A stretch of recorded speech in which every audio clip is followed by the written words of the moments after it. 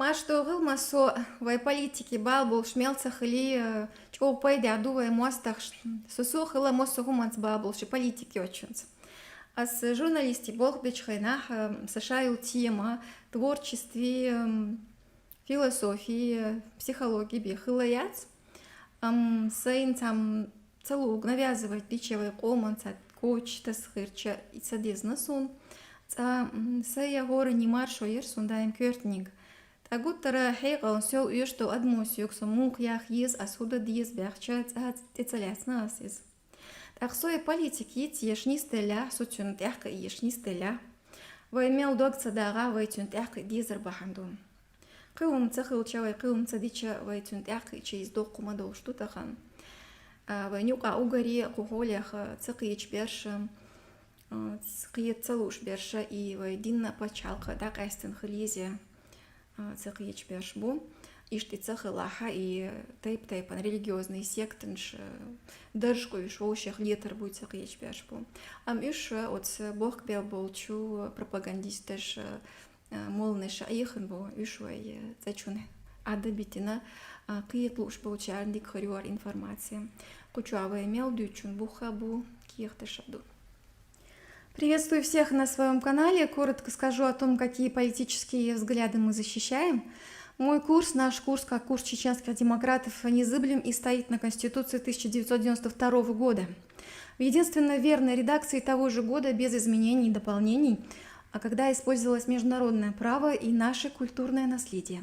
Мы за восстановление светского демократического государства, являющегося волеизъявлением чеченского народа. Восстановление Чеченской Республики Ичкерия на основах и принципах этой Конституции является нашей целью.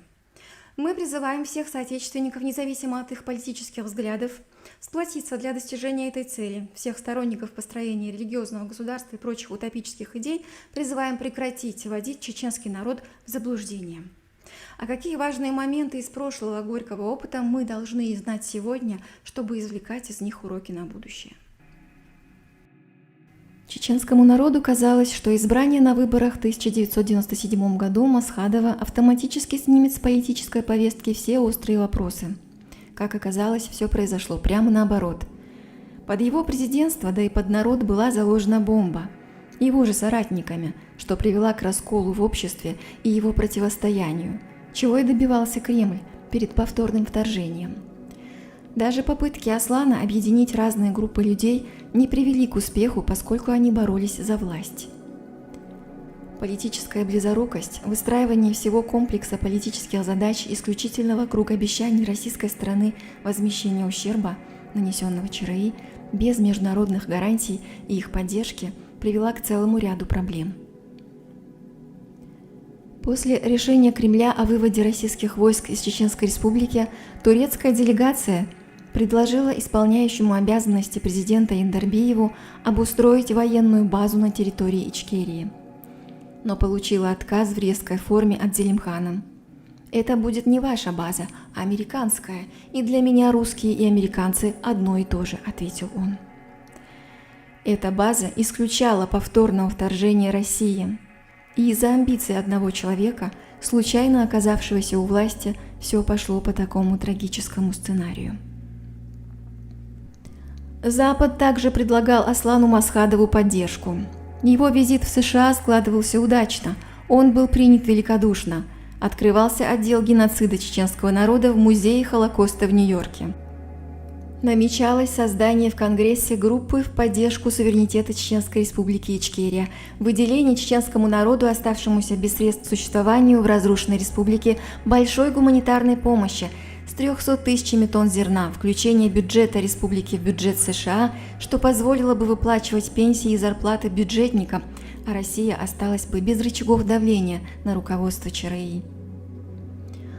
Баронесса Маргарет Тэтчер, пожизненный член Палаты лордов, первая женщина, ставшая премьер-министром европейского государства, получившая прозвище «Железная леди» за резкую критику советского государства, предлагала политическую поддержку. Но все это было отвергнуто. Увы, Масхадов не мог влиять на эти процессы, и его отталкивала возросшая агрессивность в республике. В Азербайджане есть пример мудрого решения похожей ситуации. Гейдар Алиев грамотным политическим подходом, используя экономические интересы США и Великобритании, смог пресечь нападки Кремля на суверенитет Азербайджана, которому даже пришлось вывести из этой республики РЛС – радиолокационную систему, существовавшую с советских времен. Пожалуй, впервые за всю национальную чеченскую историю в центре внимания вопрос об отношении к самой Ичкерии, к ее историческому опыту и судьбе народа как свободному, не признающему неизбранной им власти, которые хотят поработить исламской конституции 2002 года, кстати, составленной на основе конституции Ирана и Пакистана, в которой наш народ является холопом, которому отведена роль раба, который не имеет права ни избирать и не влиять на свою власть. То есть народу готовят диктатуру под прикрытием исламского государства, а любое несогласие с ней будет караться как противодействие исламу и исламскому государству. Речь идет о судьбоносном решении для каждого, и развязка, какой бы она ни была, может оказать решительное влияние на все стороны нашего личного, семейного, национального и государственного бытия и на судьбу чеченского народа. Такое впечатление, что история не устает давать нам шансы что-нибудь изменить и понять. Строительство исламского государства, которое противопоставляет чеченский народ мировому сообществу, это иллюстрация худшего хода событий. Ислам стал орудием в руках государства, сама религия превратилась в государственный орган, правда не сразу. Процесс этот действительно длителен, но чем дальше, тем определеннее становится очевидным. Наша чеченская беспечность, леность нашего сознания, наши вечные расчеты на авось все будет хорошо сыграли свою службу. И теперь мы как будто сидим в лодке, которая набрала много воды. Мы уже привыкли к сырости и шаткости нашего положения, устали переживать и бояться. Но время идет, ураган набирает силу, лодка продолжает раскачиваться.